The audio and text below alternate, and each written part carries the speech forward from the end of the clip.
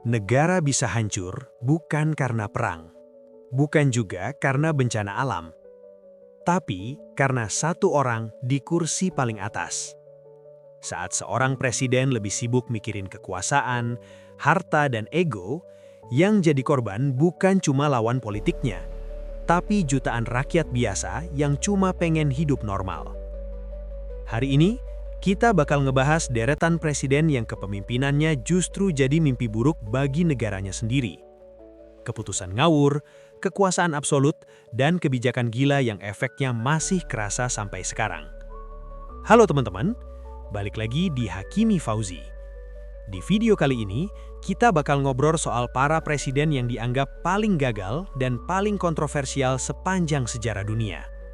Bukan cuma karena mereka diktator, tapi karena keputusan-keputusan mereka benar-benar menghancurkan ekonomi, merusak masa depan, dan bikin rakyatnya menderita bertahun-tahun. Sebelum kita bahas, menurut kalian Presiden Konoha gimana? Tulis di kolom komentar ya. Kalau kalian suka konten sejarah kelam dunia, kisah kekuasaan, dan cerita nyata di balik runtuhnya sebuah negara, jangan lupa subscribe dan like ya. Saya doain yang nonton sampai habis, rezekinya lancar dan hidupnya jauh dari pemimpin kayak gini.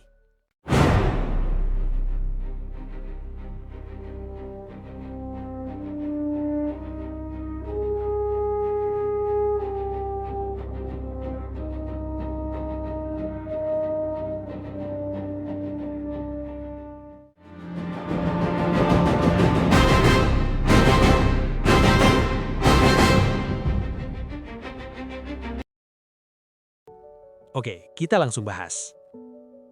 Jean-Claude Duvalier, Baby Dog, Haiti. Jean-Claude Duvalier naik jadi presiden Haiti di usia yang bahkan belum cukup buat mikir matang, 19 tahun. Waktu itu, banyak rakyat berharap. Mereka mikir, anak muda, pasti beda sama bapaknya yang diktator. Dan awalnya, kelihatannya memang begitu.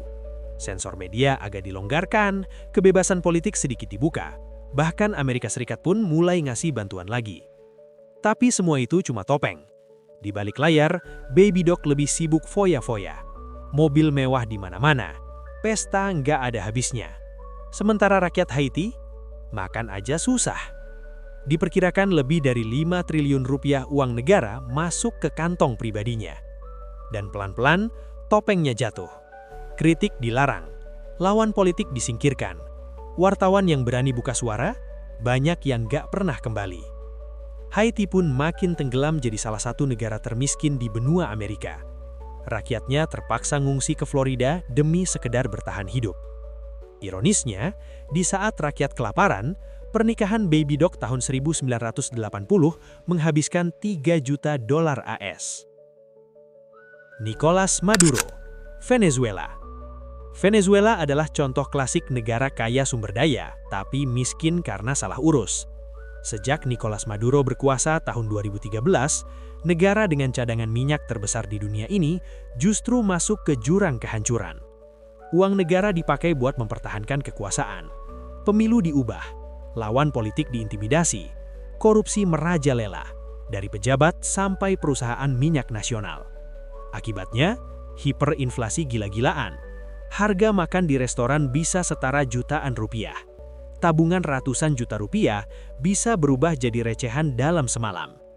Miliaran warga Venezuela akhirnya kabur ke negara tetangga. Ini jadi krisis pengungsi terbesar dalam sejarah Amerika Latin. Ferdinand Marcos, Filipina. Ferdinand Marcos memimpin Filipina selama 2 dekade. Dan 2 dekade itu dipenuhi pelanggaran HAM, korupsi, dan ketakutan. Puluhan ribu orang dipenjara, ribuan dieksekusi tanpa proses hukum. Orang hilang jadi hal biasa. Sementara rakyat hidup susah, keluarganya menumpuk harta. Diperkirakan $10 miliar AS uang negara raib. Istrinya pun bahkan terkenal mengoleksi ribuan pasang sepatu di saat rakyatnya antri beras. Robert Mugabe, Zimbabwe. Di awal kemunculannya, Robert Mugabe dipandang sebagai pahlawan. Dia adalah simbol perlawanan, orang yang membawa Zimbabwe lepas dari penjajahan.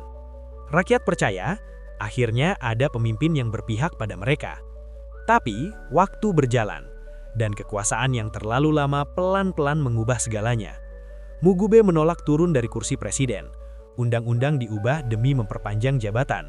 Siapapun yang berani mengkritik dibungkam, entah lewat penjara atau kekerasan. Korupsi mulai merajalela. Uang negara bocor ke lingkaran kekuasaan. Ekonomi hancur total. Zimbabwe mengalami hiperinflasi yang bahkan sulit dipercaya angkanya. Uang kertas bernilai miliaran rupiah tak cukup untuk membeli roti. Rakyat kelaparan. Banyak yang meninggal karena kekurangan gizi. Sementara di sisi lain, Mugabe dan keluarganya tetap hidup nyaman dan mewah. Harapan yang dulu diagungkan berubah jadi simbol kegagalan. Francisco Macias Nebuema, Gini Katulistiwa. Kalau ada pemimpin yang benar-benar melampaui batas logika, nama ini hampir selalu masuk daftar. Macias Neguema mengangkat dirinya sendiri sebagai presiden seumur hidup. Semua kekuasaan dipusatkan di tangannya. Hukum, militer, ekonomi, semua tunduk pada satu orang. Kebijakannya makin hari makin absurd. Pendidikan swasta dilarang, kata intelektual dihapus. Bahkan penggunaan kacamata pun dilarang karena dianggap ciri orang berpendidikan dan berbahaya bagi kekuasaannya. Puluhan ribu orang ditangkap, banyak yang dieksekusi tanpa pengadilan. Rasa takut jadi bagian dari hidup sehari-hari. Akibatnya, sebagian besar penduduk negaranya memilih melarikan diri. Dan pada akhirnya, kekuasaan yang dibangun lewat teror jatuh dengan cara yang sama brutalnya. Neguema digulingkan oleh rezim penggantinya dan dieksekusi mati oleh rezim penggantinya. Mobutu Sese Seko, Zaire, sekarang DR Kongo. Mobutu memimpin Zaire lebih dari 3 dekade.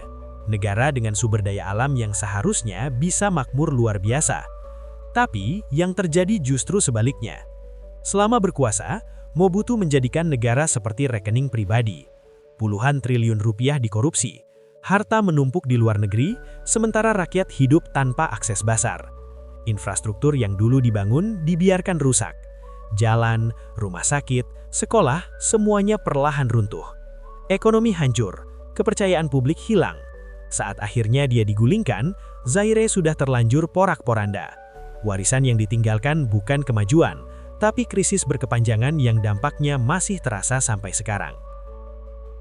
Mengistu Haile Mariam, Ethiopia. Nama Mengistu selalu dikaitkan dengan satu istilah kelam, teror merah. Di bawah kepemimpinannya, Ethiopia berubah menjadi negara yang dipenuhi ketakutan. Ribuan orang diburu, banyak yang ditangkap di tengah malam, disiksa, dihilangkan, atau dieksekusi tanpa pengadilan. Targetnya bukan cuma lawan politik, tapi juga mahasiswa, intelektual, dan warga sipil biasa yang dianggap berbahaya. Di saat yang sama, ekonomi runtuh, kelaparan meluas, rakyat menderita di tengah krisis kemanusiaan. Periode ini dikenang sebagai salah satu fase tergelap dalam sejarah Ethiopia, sebuah contoh bagaimana kekuasaan absolut bisa menghancurkan satu generasi. Alberto Fujimori, Peru. Alberto Fujimori naik ke tampuk kekuasaan dengan janji besar, menyelamatkan ekonomi Peru. Dan di awal, hasilnya memang terlihat. Inflasi berhasil ditekan, stabilitas mulai terasa. Tapi, harganya mahal. Kebijakan yang diterapkan ekstrim, PHK massal tak terhindarkan, banyak rakyat kehilangan penghasilan. Tak lama kemudian, Fujimori melakukan langkah yang lebih berbahaya, membubarkan parlemen dan mengambil alih kekuasaan penuh. Dari sini, pemerintahannya berubah semakin otoriter. Pelanggaran HAM terjadi dengan dalih berwarang melawan terorisme. Operasi rahasia menewaskan warga sipil. Akhirnya, skandal korupsi besar membongkar segalanya. Rezimnya runtuh dan Fujimori harus menghadapi pengadilan. Pol Pot, Kamboja. 4 tahun.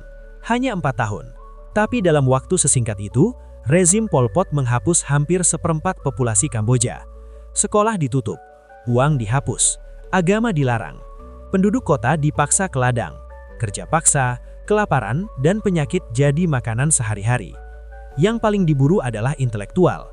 Guru, dokter, bahkan orang berkacamata pun bisa langsung dieksekusi. Ini bukan sekedar kegagalan kepemimpinan. Ini adalah tragedi kemanusiaan yang meninggalkan luka mendalam sampai generasi berikutnya. Saparmurak Niyazov, Turkmenistan. Di Turkmenistan, negara dipenuhi wajah satu orang, Foto dan patung Saparmurat Niyazov ada di mana-mana. Nama bulan dan hari diganti menggunakan namanya dan keluarganya. Dia menulis buku sendiri, dan buku itu wajib dipelajari di sekolah, kantor, bahkan jadi syarat kelulusan. Negaranya kaya gas alam, tapi kebebasan nyaris tidak ada. Media dikontrol dengan ketat, oposisi dilarang, kultus individu dibangun besar-besaran. Di balik kebijakan eksentriknya, rakyat hidup di bawah represi. Standar pendidikan dan kesehatan menurun. Kepemimpinannya meninggalkan warisan yang aneh, kontroversial, dan penuh kontradiksi. Dari semua kisah ini, satu hal yang bisa kita pelajari.